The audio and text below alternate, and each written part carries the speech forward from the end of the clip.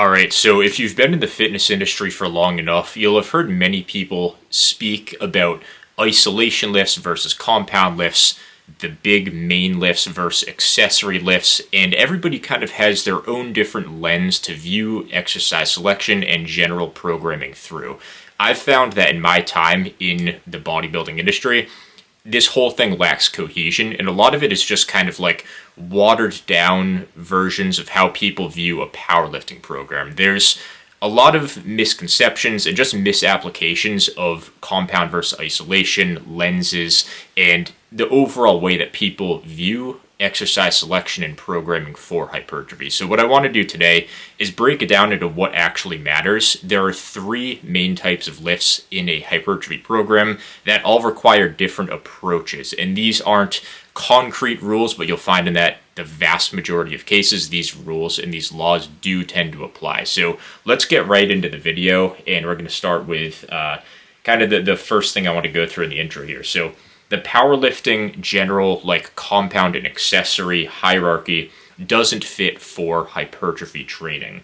This only takes your proximity to competition lifts into account, which obviously doesn't really matter for hypertrophy. So this is basically just what is your how closely related is a given lift to the competition squat, bench, or deadlift. It's basically just specificity. So in a bodybuilder's program, a tricep isolation lift might be incredibly important because the triceps are one muscle that is equal to everything else in your body, depending on the hierarchy that you're chasing within your own physique. But when you look at a powerlifting program, how closely related is the tricep pushdown, for example, to the bench press? It's not all that close, so therefore a tricep pushdown is labeled an accessory lift.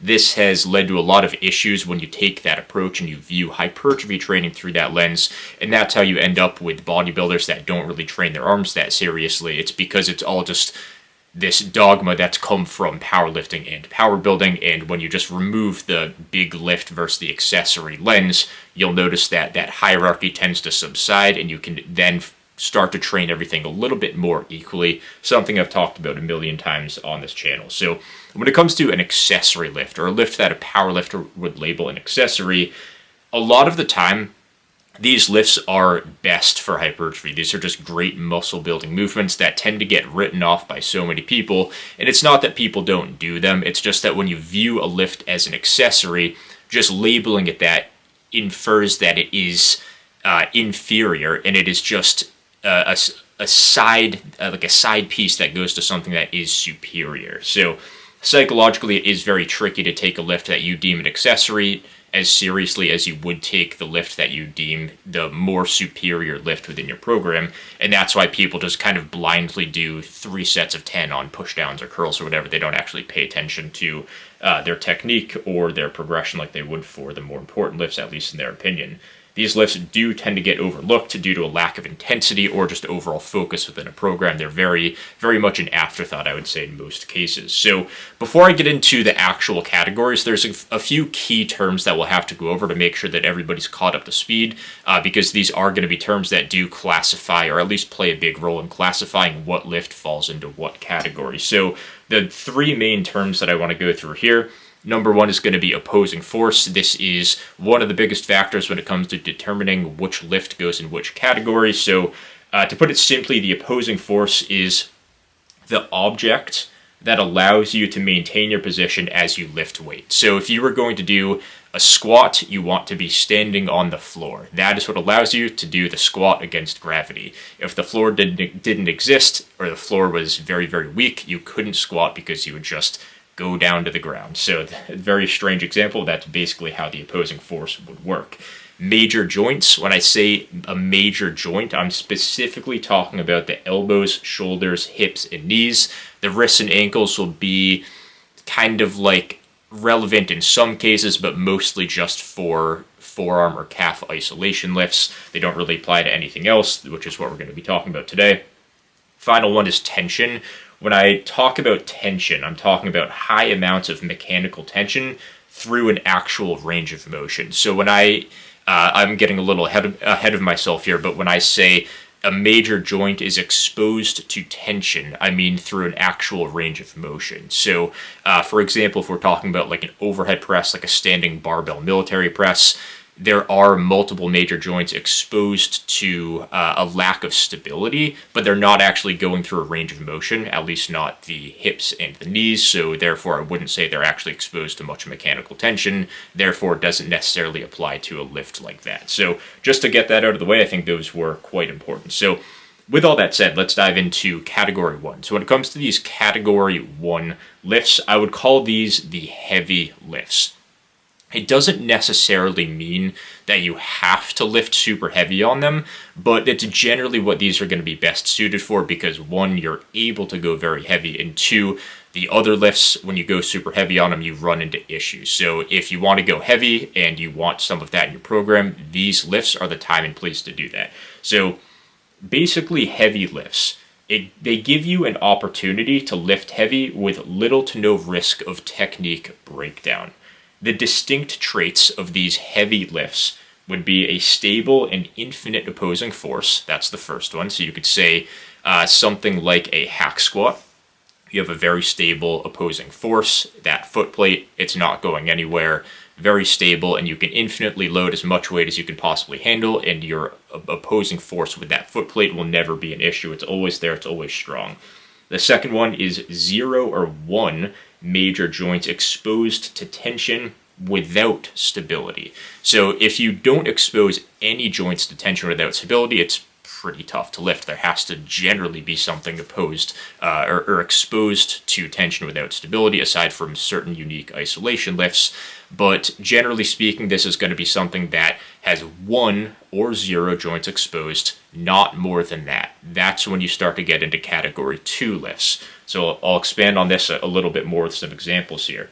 But before I go to that, I do want to say the second point here is, or the third point rather, a descending resistance profile is generally, if not always, going to be the case for these lifts. So it might not be a perfectly lengthened biased resistance profile, but there's always going to be a very clear lockout, and at least from the mid-range to the top, it's going to be descending. So a lot of these lifts will be either lengthened biased or lengthened to mid-range biased, always going to be getting easier going into the lockout, and you can basically just analyze the resistance profile and the strength curve of the lift, or you can literally just feel this, even if you don't understand how the physics of lifting actually works. So those are the distinct traits: a very stable, infinite opposing force, 0 or 1, no more than that, major joints exposed to tension without stability, and a descending resistance profile in the vast majority of cases. The approach to take with these lifts is to be aggressive with adding weight. The volume is generally going to have to be fairly low since it is a very fatiguing, at least locally in most cases, lift. If you go too high in volume, you're more prone to running into tendinitis or just general wear and tear in your joints. And then generally speaking, you're going to want to, more often than not, stick to slightly lower reps. So usually like the 4 to 7 range is kind of the sweet spot. Again, not a concrete rule, but if you're doing 2 sets of 4 to 7, 5 to 6 range, usually the sweet spot, and that can apply to basically all of these lifts. So let's dive into a couple examples here. I'll go into some counter examples after this just to kind of clarify certain misconceptions. So the examples that I have written down for lifts that would fall into this category are going to be the preacher curl, the hack squat, and the bench press. So a preacher curl, let's run through the traits. A stable and infinite opposing force. The preacher curl, elbows are supported. It's a stable and infinite opposing force. You can load as much weight as you could ever possibly handle. You're not breaking through that opposing force, so it's very strong and it is infinite. 0 or 1 major joints exposed to tension without stability. There are no major joints exposed to tension without stability, so this is one of the unique cases of an isolation lift, a single joint lift, that is, when no major joints are going to be exposed. So obviously, if you want to count your wrist, I guess it's kind of exposed to tension, although there's not much range of motion, but it isn't isometric. Either way, that's kind of minutia in this case. Next one, descending resistance profile. Yes, a preacher curl gets easier as you get closer to the top. So as you get closer to the contraction, the resistance profile makes it so the movement gets easier. This allows you to get clear lockouts, clear reps. It's very easy to read progression on these lifts. So to go into the next lift, the hack squat, it does have a stable, infinite opposing force. one major joint exposed, obviously at the knee, so your knees are going to be tracking in and out. There's no stability on your knees or anything, but your hips are stable. So the hips are locked in, your whole upper body and your back is locked in, so you have one major joint, still falls into this category. So a hack squat applies here. A descending resistance profile of resistance profile, of course it does have. So in that case, it fits perfectly into this. If you go super low, it can actually be a little bit more mid-range biased, but that's a little bit nitpicky and not really worth going into. Last lift here is going to be the bench press, for an example. Stable and infinite opposing force. Yes, that is the bench itself. 0 or 1 major joints exposed to tension without stability. Yep, so the elbows are going to be exposed to tension without stability. The shoulders are still exposed to tension, obviously training your pecs, but they are stabilized on that bench. So it's just one joint still exposed to tension without stability, being the elbow in this case. And it does have a descending resistance profile as the moment arm decreases as your elbows start to track in. The horizontal distance between the shoulder and the elbow starts to decrease as you press. Therefore, it becomes easier as you get closer to the lockout, unless you're like exceptionally weak in the lockout for whatever reason. That's fairly individual though. The approach to take, read the wrong one, ignore me on that. So those are the examples. The counter examples that I'd want to go into for this case, the first one is the barbell squat. The barbell squat's talked about like it's the king of all lifts. It's the best lift for assessing progression. But why doesn't this work for everybody? Why do so many people run into issues with the barbell squat? Well, there's a few different reasons for it, but you'll start to see they're kind of like the flaws in the holes in the squat once I go through and try and apply it to some of these distinct traits. So a stable and infinite opposing force. Does a barbell squat have a stable and infinite opposing force? It does. The ground isn't going anywhere, so the squat, you're doing it off the ground. The resistance profile, the opposing force, totally fine, no issues there. 0 or 1 major joints exposed to tension without stability. This is where the squat starts to fall apart. 2 major joints, the knees and the hips, exposed to tension without stability. So you might be saying, why does it matter? Like, what's the issue with this? There isn't necessarily an issue with this, but when you actually have a desire for a balanced physique, what tends to happen here is if you're trying to go as heavy as you can and you're treating the squat like a lift that you're just trying to like haphazardly slap more weight onto, your weaknesses are going to be covered up and your strengths are going to be what your body naturally wants to expose. So typically, I'd say in like 95% of cases, people have much stronger hips than they do knees. Their glutes, their spinal erectors are much stronger than their quads. So what happens with the squat when you try and just go heavier and heavier and heavier and slap a whole bunch of weight onto, rather than it being a clean, direct descent with a good amount of forward knee travel over time, it's a good balanced squat as you start, and then more and more time goes on, your hips shift more and more back, and your knees bend less and less. They travel less and less forwards. So it slowly turns into a more hip-dominant squat if you're trying to be super aggressive with adding weight over time.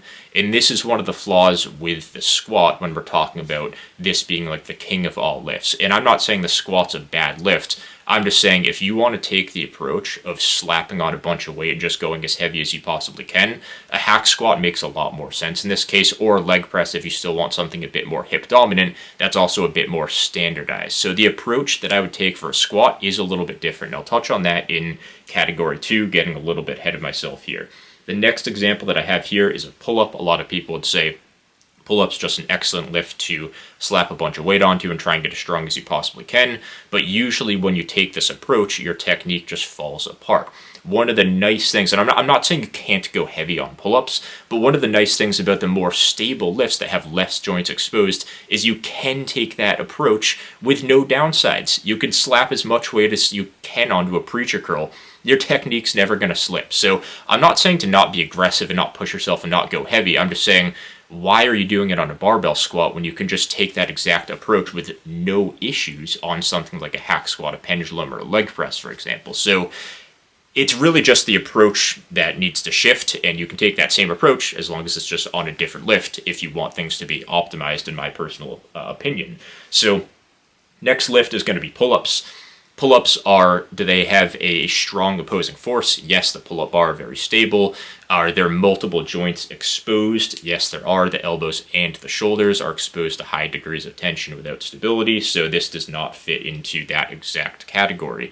You'll notice here, as you start to add more weight over time to pull-ups, your technique will deviate, your abs will start to crunch, the legs will start to swing forwards, your chest will cave in, your shoulders will rise, your scaps will upwardly rotate, your neck will kind of kick forwards, your elbows will bend more, your elbows will tuck in, and they'll start to flare back as you get to the top. All sorts of issues start to arise if you just try and like haphazardly slap weight on.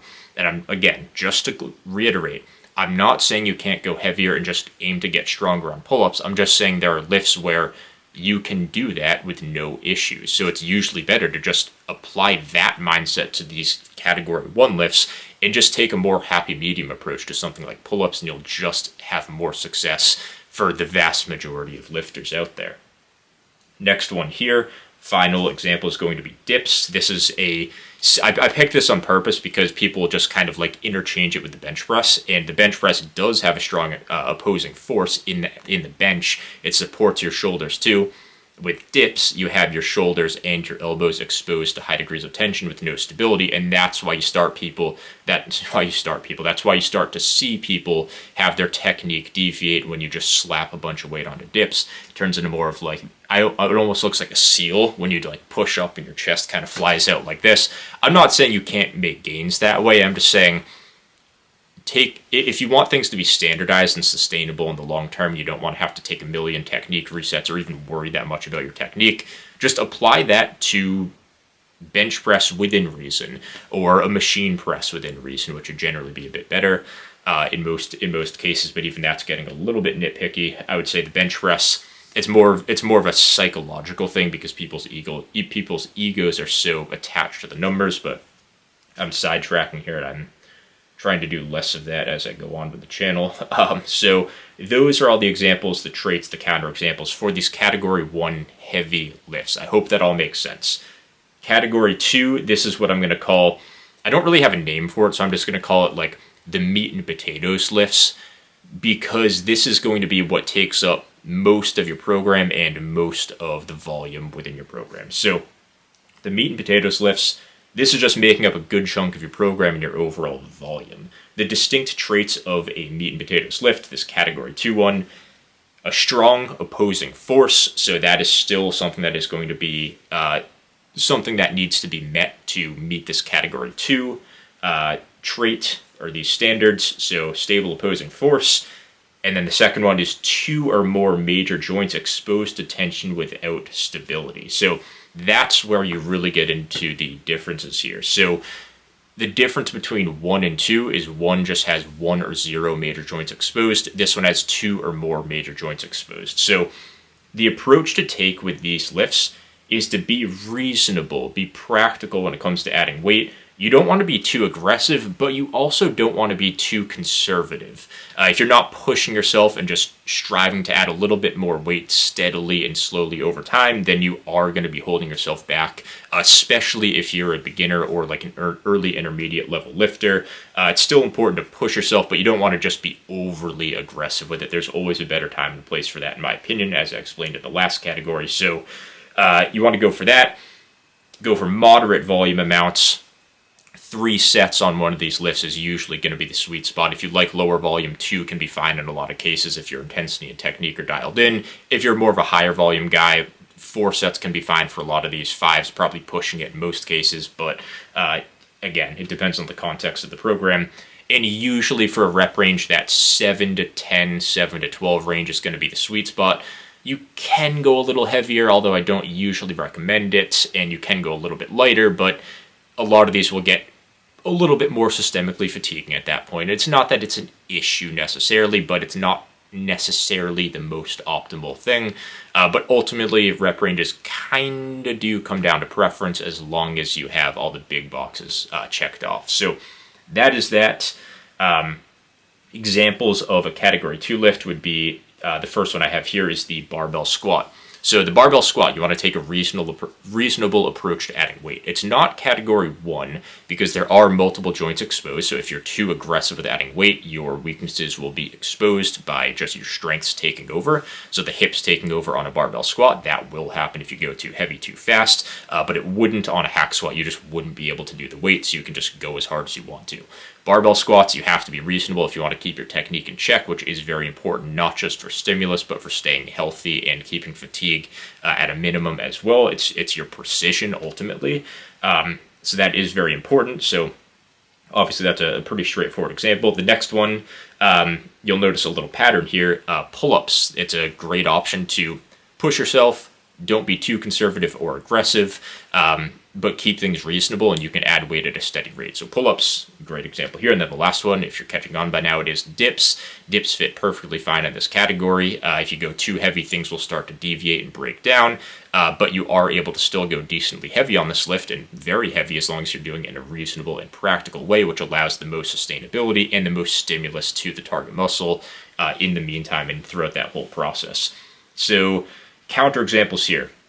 First one I have is going to be the leg press. A lot of people would categorize the leg press as an accessory lift or something that's just, for whatever reason, inferior to a squat, but I would actually say the leg press, one major joint exposed at the knee, you can go as heavy as you want to, and the only things you have to worry about is just range of motion, and you can make the case that tempo matters too, and that's it. Like, as long as you tap the weight to the bottom or go as low as you comfortably can every rep, then you don't have to really worry about all that much else. Of course, there are other things that can break down, but those are very minor details and very easy to manage too, as long as you're just like somewhat paying attention. So the leg press doesn't meet this criteria because it's just the knees exposed. The hips are still working a lot since you have a more upright back versus a hack where you're leaned all the way back. But in this case, just because the hips are working a lot doesn't mean they're exposed to tension without stability. The hips are supported, just the knees that are exposed to tension without stability, so this does not apply to category 2. A leg press would be category 1. Another example here would be the barbell curl. A barbell curl, does it have a stable opposing force? It kind of does. The floor is going to be the most important opposing force, but on the actual working joints, since you're standing up, there's really nothing supporting that. I'd also say for the second point here, 2 or more major joints exposed to tension without stability. There's only one major joint working here, but it's a lift that changes as you go heavier since it's in isolation, and things can change like the weight to weight, like your body weight to weight lifted ratio, and the center of mass shifts as you go throughout the curl too. So this doesn't apply as much to beginners or people that are just generally weaker or using less weight overall, but as you get stronger, and if you were to just add as much weight as you possibly could to a barbell curl, it doesn't necessarily work as well as something like a preacher that has stability at the actual joint. So I wouldn't say that applies. And then another counterexample here would be a cable lateral raise. There is no direct opposing force. If you're doing a cable lateral raise at hip height, the opposing force would need to be on your non-working side, and that is non-existent on a cable side raise. So eventually, if you were to just try and add as much weight as you could, you might be able to kind of handle it with your delt, but it starts to push you in like this because there's no opposing force to keep you away. I'm not saying you can't modify the lift. Like, one of my favorite variations is a lying dumbbell side raise, just lying on a 30-degree incline or a flat bench and raising up. And that way, it gives you the same resistance profile with basically that wrist height direct perpendicular force, but you also have the bench to lie on your side, so you have the opposing force as well, same resistance profile. One of my favorite side delt isolation lifts. So those are some counter examples. Those obviously wouldn't apply to this category 2. So category 3, this is where things get a little bit more interesting, and one thing I do want to touch on here in a second, will give you guys some clarity on my overall philosophy when it comes to exercise selection, because obviously I have my biases, I have my lifts that I suggest everybody to do, but I want to go a little bit deeper into like how I approach lifts that don't fit into the main criteria that I tend to look for. So category 3, I would classify these as the make lightweight feel heavy lifts. So these are lifts where your goal should be to make them as hard as you possibly can. There's a lot of lifts where if you try and make them as hard as you can, measuring your progression gets weird. And obviously, if you do that to every lift in your program, you're missing out on being able to read your progression, which obviously you can still measure through like pictures and actual physical measurements and body weight, but measuring your strength progression on stable, standardized lifts is just like such an easy and clear way to measure progress, especially in the short term, especially if you're honest with your technique. So these lifts, they allow you to get a potent stimulus with little to no systemic fatigue. So a couple, like, basically the approach that I take here is I'm just trying to, as simple as it is, make lightweight feel heavy. I'm trying to do things like lift with controlled concentrics. I'm not lifting explosively. Like if I'm doing a push down, I'm going slow on the way down, still high force, but I'm not exploding, hitting that sticking point that I'm unable to get through because I lose the momentum. I'm just going nice and slow, pushing as hard as I can. I'm purposely trying to make that weight feel heavy. If I have to pause in the bottom to squeeze for like 1, 2, or 3 seconds, I'll do it. Is it like optimal to do on everything? Probably not, but this is just a smaller portion of your program where you're trying to make something light and something non-fatiguing feel heavy. So these are the lifts that will typically result in higher reps, more of a pump, more sensation, but very little fatigue. Like they're very tricky mentally because it is very uncomfortable to feel all those sensations locally, like in the actual muscle you're training, but you're not going to get out of breath. You don't have to hype yourself up all that much. And they're almost like relaxing lifts to do because they're enjoyable. They're not going to gas you out. Like there's always kind of that daunting feeling going into a set of like squats, leg press, Smith bench, like these bigger, heavier movements. But these lifts can be just as potent for the job that they're serving, but they're just not daunting to go into. So they're just very relaxing.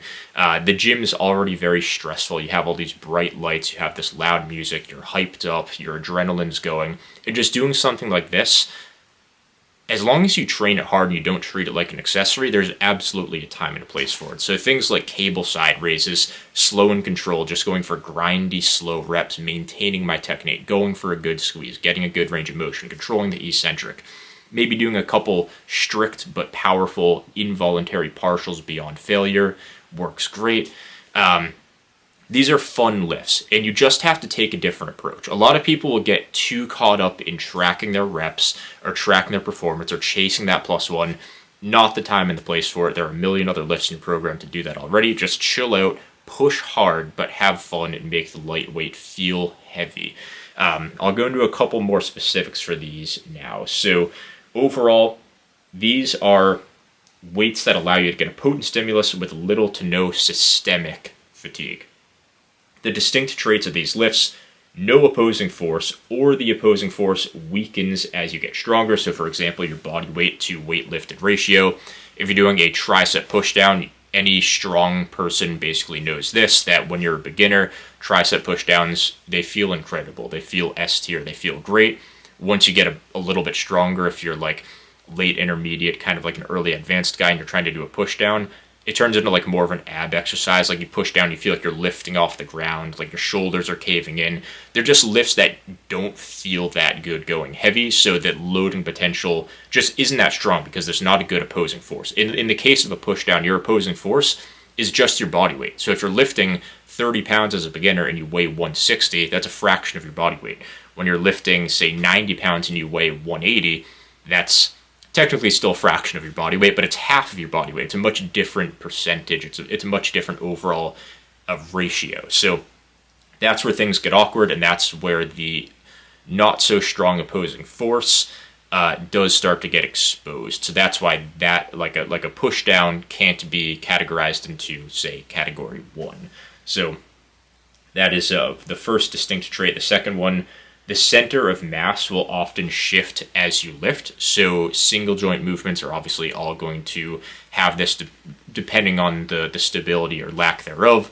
Obviously, if you're doing a standing barbell curl, the weight is at your own center of mass at the bottom and mostly at the top. But when you're halfway up that movement, you're lifting 140 pounds, it's now like a forearm's distance in front of you, and you are going to have to compensate with your body to make sure you don't just fall forward. So I'm not saying that you can't get stimulus by lifting that way and using a little bit of cheat. I'm just simply saying that the lift does change and the loading potential is not infinite versus a preacher curl. Whether you're lifting 20 pounds or 135, the opposing force makes the lift feel exactly the same. So that's the difference here. That's the main point that I'm getting at. And then there's often an ascending resistance profile. So these are lifts where the lift gets harder as you get closer to the contraction, whether it's due to it being a flat resistance profile, but just your internal strength curve or just the strength ratios of the muscle at various lengths come into play, where obviously they get weaker closer to the contraction.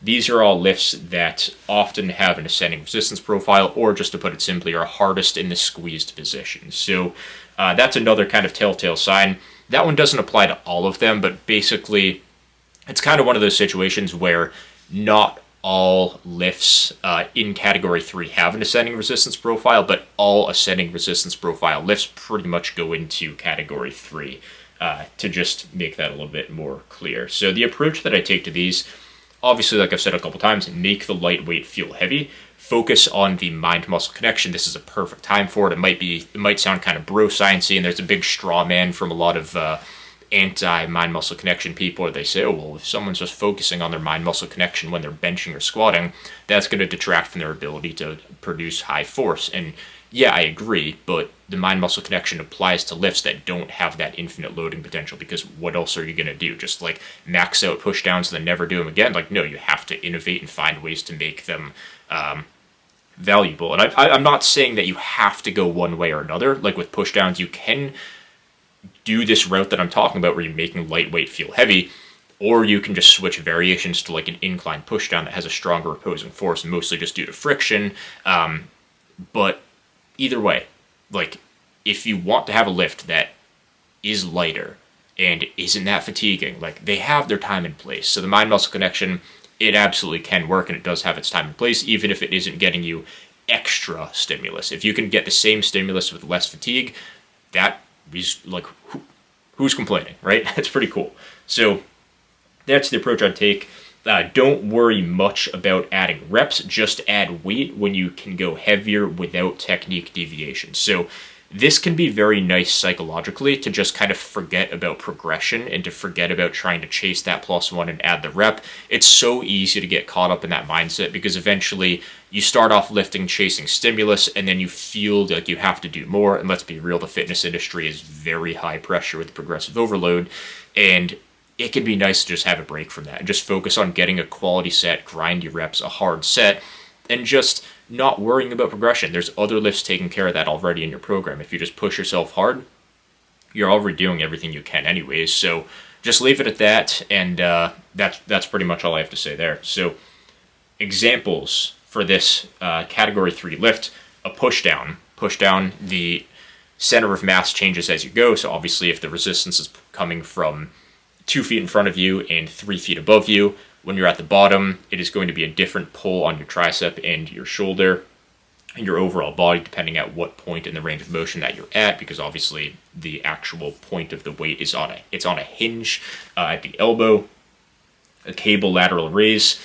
Again, this kind of does fall into this example here, where there's just not an opposing force. A dumbbell front raise, same thing. Your center of mass shifts a ton if you are strong enough to raise the 100-pound dumbbells in front of you. A full arms distance in front of you, like that's not sustainable. Obviously, there's very limited potential in that. Beginners, of course, you can still milk that out for a while, since you're just not lifting heavy enough to have it be a severe enough impact. But whether you can do it or not at the start doesn't matter, because we're discussing potential. So that's what I'd say here. Counterexample is the preacher curl, often written off as an accessory in isolation, a pump lift, a fluff and pump lift, or whatever. I've probably done enough on this channel over the past couple of years to change that narrative. I would say I probably talk about it a little bit too much, but the preacher curl, a preacher curl is more, like when people think of the big 3, the preacher curl is a better example of that than any of the big 3 lifts, in my opinion, when you just look at it logically. Another one here, the hamstring curl, seated or lying. There is a strong opposing force. You're locked in, and obviously the rest is pretty straightforward. I would say the same thing for a cable row too. A cable row, the center of mass does not shift as you lift. It is a compound lift. And then the ascending resistance profile, it still has that, but again, it doesn't fit the other one. So those are a couple counter examples here of lifts that people might write off as like an isolation or accessory, or kind of like a fluff and pump lift that just aren't that. Like, you can go heavy and really push yourself on those lifts with less issues overall. To go into the conclusion, just kind of some finishing thoughts here. So these rules are pretty firm, but there are some individual factors that will create some differences. So the first one here, briefly touched on this already, but beginners can lift relatively heavier on category 3 lifts than intermediates. If you're a beginner, you're just not lifting all that much weight, so you won't run into those issues yet. But again, we're talking about potential, not the start. So that is obviously a very important distinction. So if you're a beginner, don't feel like you have to hold back on push downs or curls, because odds are they still feel great and you can push yourself on them. Once you notice those issues start to arise, then you can kind of switch, whether it's the setup if you want to keep pushing for weight, or just change your approach to that same lift into a more category 3 approach, and you'll be totally fine.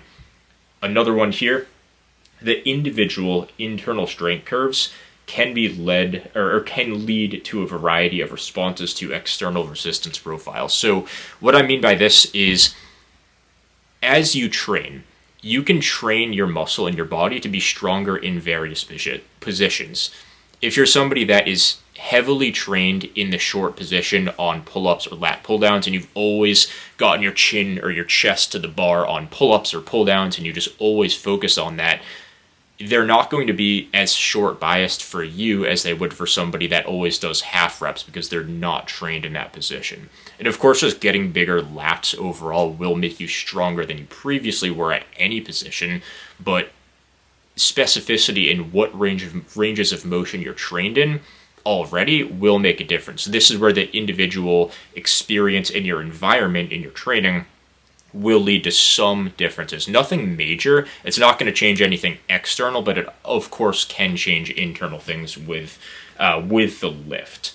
So that's number 2. And then the final conclusion that I had here, ultimately, you can lift how you want, but this categorization works best for sustainability and technique standardization. So ultimately, if you want something that is sustainable, that you don't have to worry about resetting your technique or running into injuries or plateaus or wondering if you're getting enough stimulus, follow these categories. And you can program it however you want, but get a little bit of everything in there and you're pretty much good. And not every muscle has to have a lift or multiple lifts in all categories. Like, if you want to just do preacher curls for your biceps, that's fine. Your volume is going to be a bit on the lower side, but that's not a bad thing if you're viewing volume as the primary thing and then the exercise selection and programming secondary to that. I'd say you're kind of viewing it backwards anyways. But if you want to do just those lifts for biceps, that's fine. If you want to do like maybe like a more stable kind of category 1 press for your delts on, say, the first upper day of your week, and then do like a cable side raise or something for the second session, like, that's totally fine. You can mix and match a little bit. But generally, I just want to say those make a lot of sense if you want things to be sustainable, standardized, and consistent. If you're somebody that values that, and predictability is obviously a big one here, but you don't have to train this way. There's still guys that do cheat push downs, cheat curls, barbell rows where their technique turns into slop over time, and they still make good progress. And those aren't sustainable forever. Like, eventually you will run into either a plateau, injury, too much fatigue, or you're just not getting enough stimulus. But as long as you don't just like keep digging yourself into a further and further hole with that, you will be okay. I'm not saying it's going to get you as much growth or stimulus as like following these categories correctly would. But I want to make sure you're not just like not doing lifts just because I'm saying you have to do them a certain way. So that's it. I'm going to leave it at that. If you have any questions, anything you want to, or anything you want to cover in the comments, let me know. I'm always looking forward to reading them, and that's all I got. So I'll see you guys in the next video.